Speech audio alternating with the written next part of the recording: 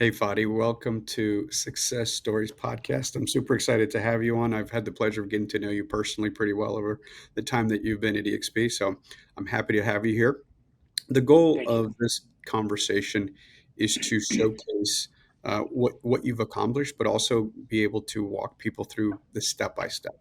Anytime I'm on with you or agents directly, I want to be very, very tactical, right? The how to. So, first of all, let's just jump back to your starting point in real estate. Was it a second career? Was it a first career?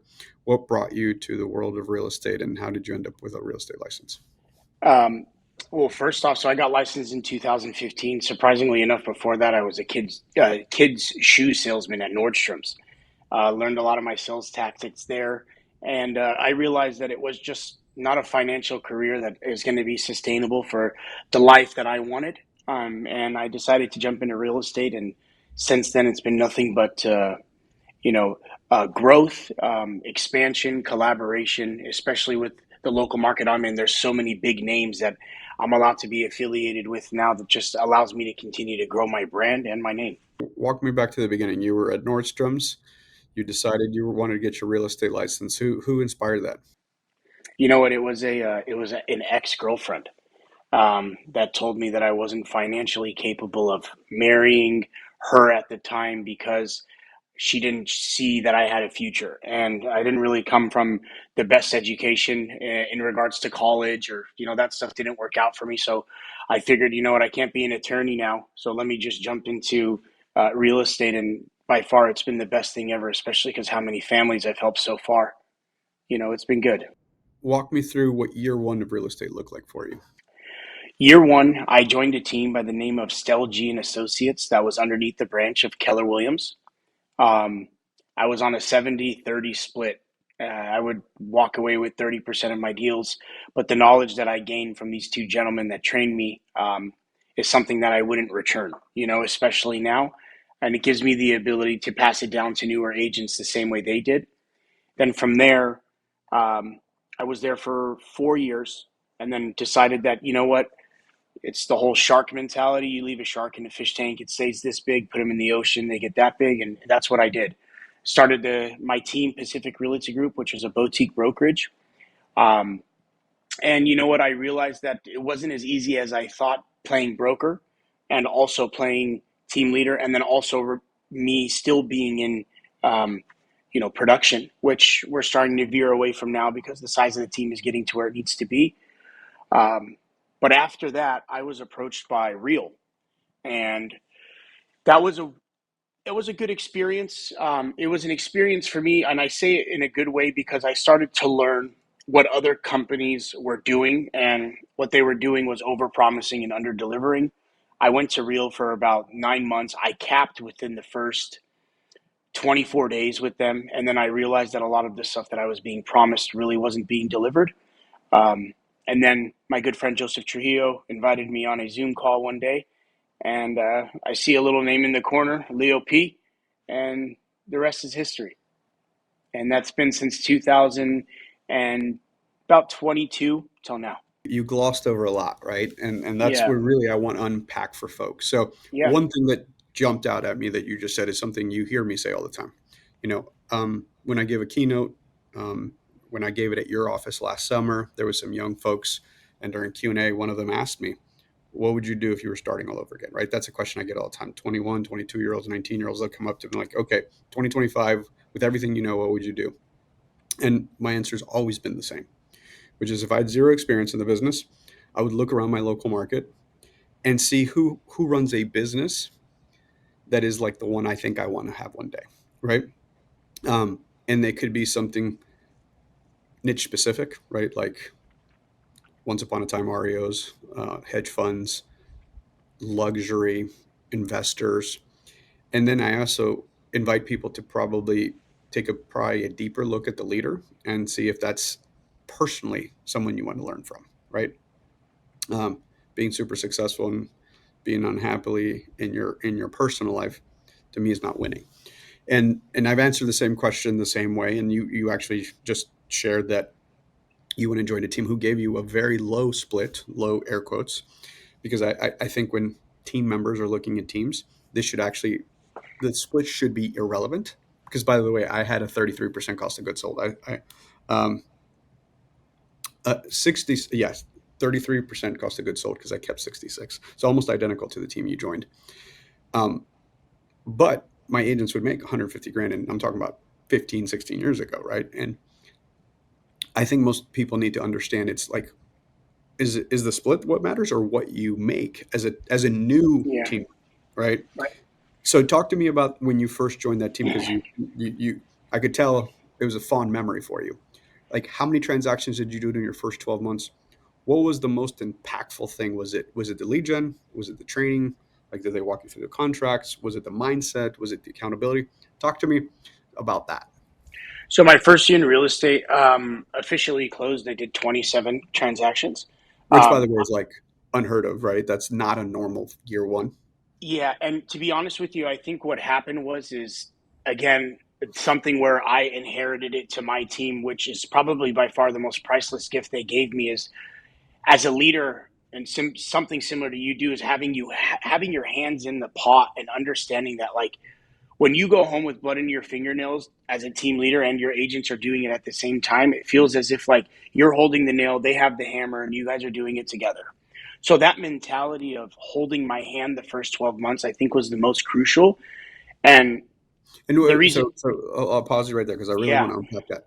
yeah, Was it from lead gen, or and the answer could be all of it, but was it like if you had to put one thing that you thought was like, okay, that's what like 27 deals is amazing, right? And so you seem to be giving them a good amount of credit, which again, like you had to do the work, but like if you had to bottle that, what would you say is that one thing? I was introduced to Zillow my first year of real estate, and I joined a Zillow team. It wasn't Flex at the time; it was all paid partner, and Mhm. I legitimately learned how to walk with Zillow. Like that's all I know. So you know, I think that was a huge thing. The repetitions of me being able to talk So to so so many people. the first thing I hear you say is a solid lead flow, right? Which A you've hundred, heard me say, yeah, teams, unfortunately, I think at scale are social clubs versus like lead gen based or training based. of course. Yeah, and I think that is something that probably by far a lot of agents today need to be aware of. That it's really not what they're wearing; it's how they're operating. And I've learned that very quickly. Especially in real estate, a lot of people can overpromise and underdeliver, but it was definitely the lead genning platform, and it was the accountability that I had to show up every single day. So I feel like they allowed me to create different habits of turning real estate into like a clock in, clock out, not leaving when you want. Make sure you show up every day. It's not the market, it's the mindset, all different types of stuff that I legitimately still teach today because that's the way I was educated. And I think that's what I'm happiest about is the ability of their education on contracts, spending time with me line by line on compliance. Like I was in the mailroom for 2 years. And then I graduated the mailroom and took a lot of the knowledge that they gave me and started to spread it out. On the conversion ratios, right? Because I was watching something by Alex Hormozy the other day that was really good, and he said a lot of his sales folks, when he had the gym business, had a mentality of open to finish. So instead of like thinking of it from 9 to 5, it's let's say you get there at 9 or 10 or whatever time you want to start. Um, the end of the day was when they had finished the activity, which like the positive of thinking that way, right? Like let's say it's I'm going to have 30 conversations or 20 conversations or 10 conversations, whatever it is sustainable for the type of lead, right? Because some dials you get a lot more connection because they're warm versus cold. In Zillow, they're normally warm because they're inbound. Um, was that the approach where it's like, hey, I'm gonna control one singular accountability metric? What was that for you in year one? No matter how many rejections I received, to not stop. And I think that was the biggest thing for me. At Keller Williams, they bring in a lot of brand new agents. Their accountability and coaching and stuff like that is good, but it was the team that directed me, and I started to see the people that were on a team and then the people that were not on a team, but they were all under the same umbrella. Free riders, they wanted to do their own thing, and then it started like this, and eventually I was surpassing them tremendously because I was being forced to show up. And, Monday through Friday, if I'm there all day making calls and you have somebody that doesn't have the guidance or the accountability showing up Monday through Friday, and then it starts to go Monday, Wednesday, and then Monday, and then nothing, it started to make me realize that the hardest thing was to commit, especially when you didn't see the results. And I think that's the hardest thing, especially now. I mean, you have 97% of agents that really don't do much in their real estate career. And I realize it's because the level of commitment it takes to get to where you need to go, a lot don't have it. So you crushed it in year one. You were there year two. When did you get that entrepreneurial itch to go out on your own? 2019. So from 2015 to 2019, I was on the team for 4 years. So like that right there is a nugget to listen to, right? So I in our industry, I actually feel sometimes does a disservice, right? If you hear some pitches from recruiters, and whether that's a broker or even at revenue share companies, it's like, hey, real estate is easy, it's fun, we make a bunch of money, flexible, you make your own hours. And every top performer in the industry, solo or team leader, is the dead opposite of that, right? They're super structured. You just said your superpower was not being flexible, right? It was going to the office every single day and grinding out and making all the phone calls. Um,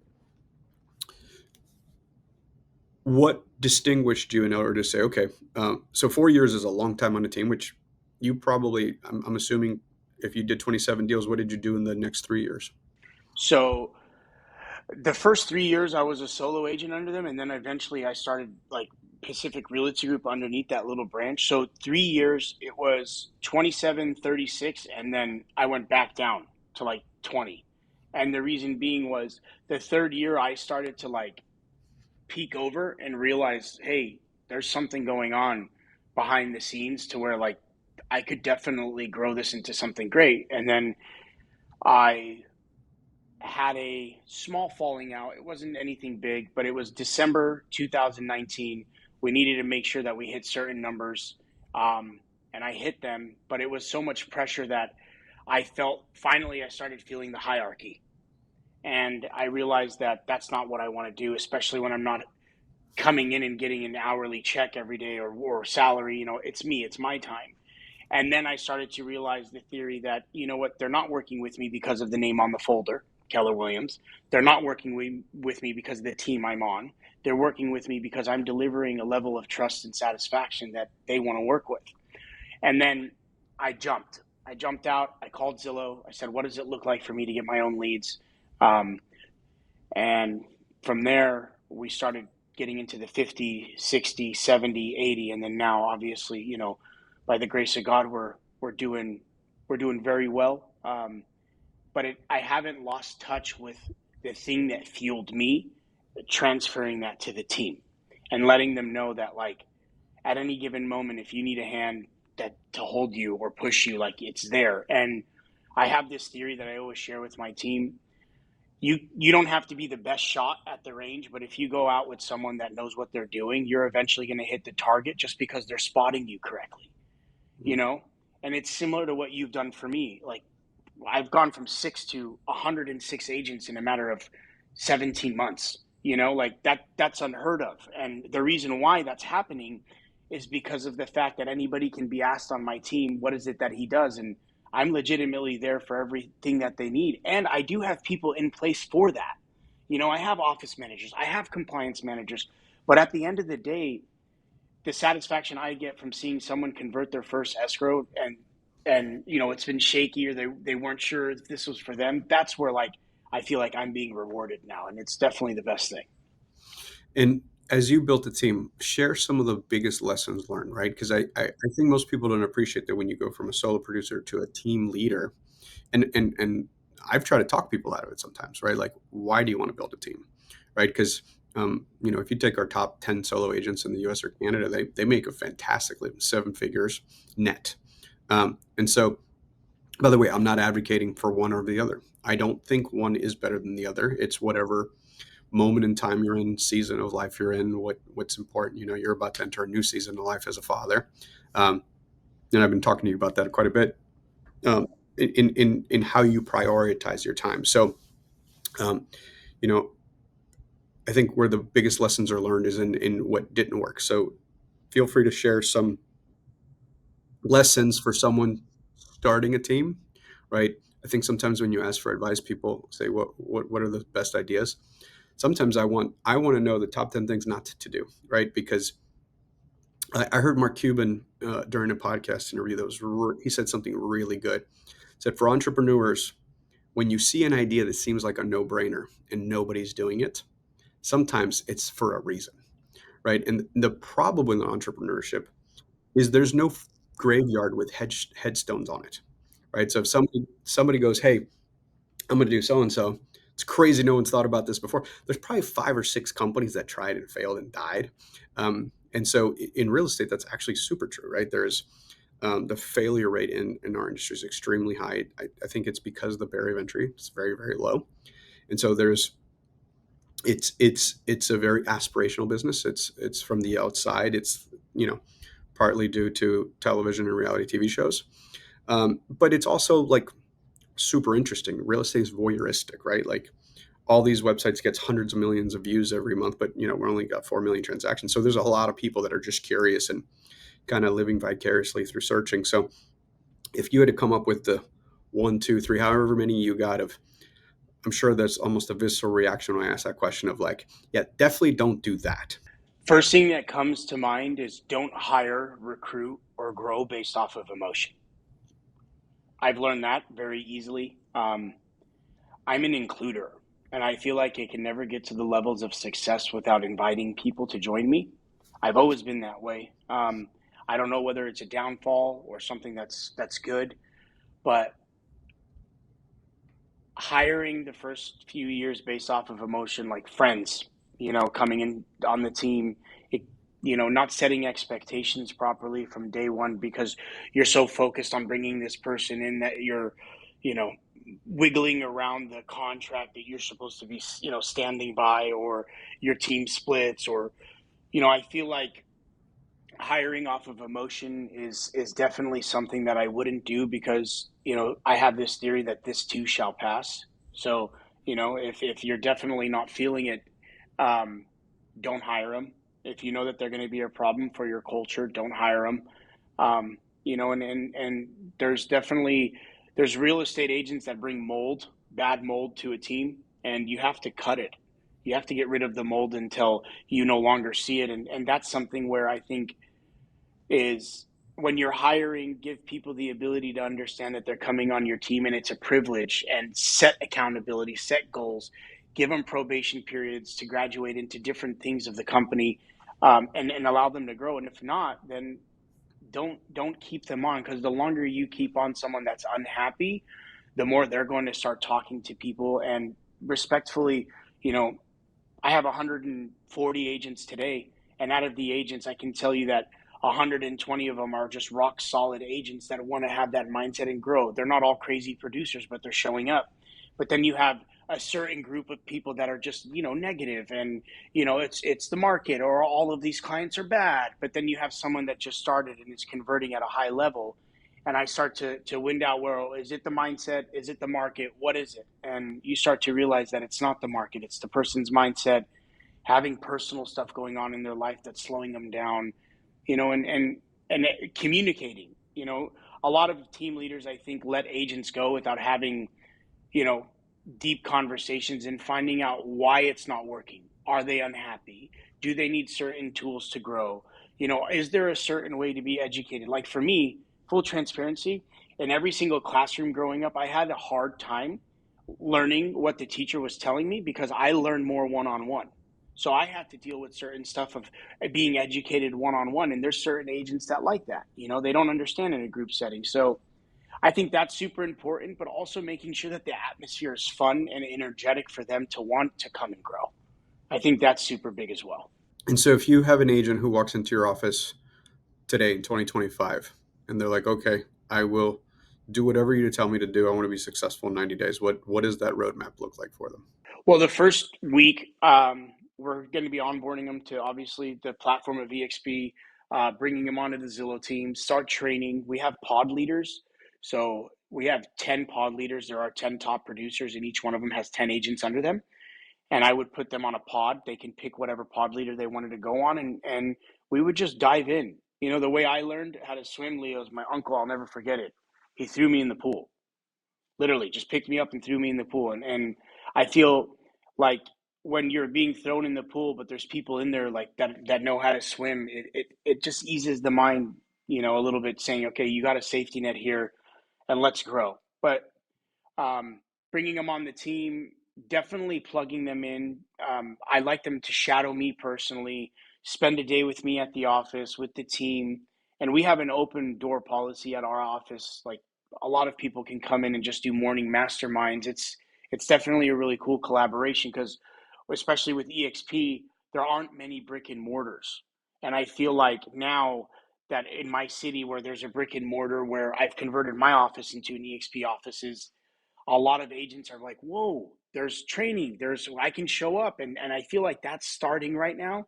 And it's helping a lot of people out because not a lot of other brokers or team leaders in the area are available to service the agents in a market like this because they're too busy working on their own stuff, you know? And I think showing up every day as a team leader is super important. You know, yesterday we hired an agent. I won't disclose the team they came from, but they were not EXP.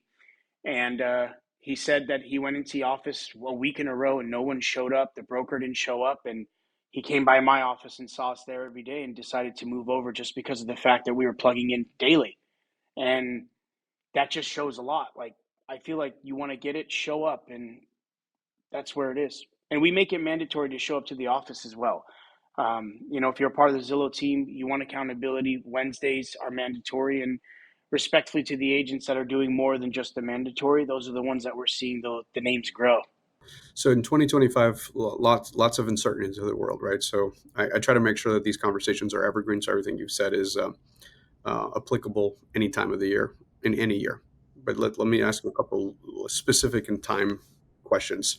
A lot of uncertainty, macro, interest rate, supply, shifting markets. And one thing I keep telling everybody, it's a tale of a local market.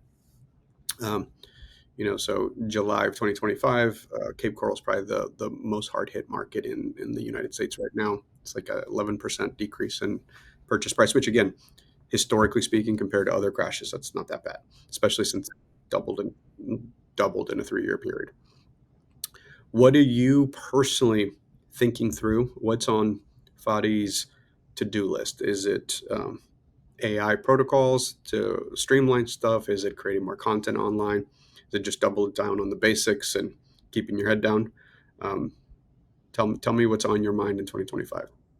I got to be 100% honest. I was planning for this for like the last 2 years. I knew this day would come, and respect to every big listing agent out there. I just had a conversation with someone that, God willing, they get the will to come over to EXP. They do $100 million a year just on listings. And I asked him what's going on, and he told me, he's like, it's hard for us to move product. And I made a video 2 years ago saying that there will be a time where all the big listing agents wish that they had a database of buyers, and that database of buyers is going to keep people going through the storm. Um, what I see in 2025, honestly, without talking political, I truly believe that the American dollar is going to start being spent more and easier. We're starting to see now a lot of people aren't going to be buying out of fear. Interest rates, if they continue to drop, we're going to see some type of little gap to where the buyers that were on the fence are going to be buying homes that were on the market for quite some time, and then rates are going to be okay, and then rates are going to drop, and then prices are just going to go, they're going to just skyrocket. And because every, Tom and Harry that was on the fence that has a pre-approval that didn't want to buy at 7% interest rate gets off the fence, comes back, and doesn't notice that there's 15 other buyers now offering on the same property he wanted, and you're pre-COVID again. You're dealing with the over asking, the multiple offers, putting a sign in the ground where it's just selling fast. I don't know. To answer your question, I feel like we're prepared for what is yet to come, for whatever that is. But in regards to being listing agents, my advice would be is to start focusing on getting more buyers, because we're going to go into a bull run. I have a feeling we're going to go into a bull run of where buyers are going to be taking advantage of the market. I mean, for instance, today, I personally opened an escrow 15 minutes ago, 750,000. The house was listed at 810. with Hmm. concessions to the seller for closing costs. Big deal. The client gets into escrow. They're still walking in with a little bit of equity. Rates come down. They refinance. They're married to the price. They're dating the rate. That whole mentality starts to take effect. Then you have a market where the bull run of refis come in. Everybody that bought in between 7 and 8%. We get Powell or whoever it is to drop the rates below 6. You go a refi boom again. You're going to have 3 different markets going at one time, and I truly believe that's what's going to happen. But staying grounded and understanding that a lot of people regret when they panic sell, especially if you're a stockholder, you see it start going down and they're selling and they're trying to hold your ground, hold your ground, and just be strong and understand that when I look up, meaning when I look up and I see who's above me at the organization and the accountability, pay attention to that wherever you are, because a lot of times, like, where are you going to have the CEO of a company dive in and help agents grow?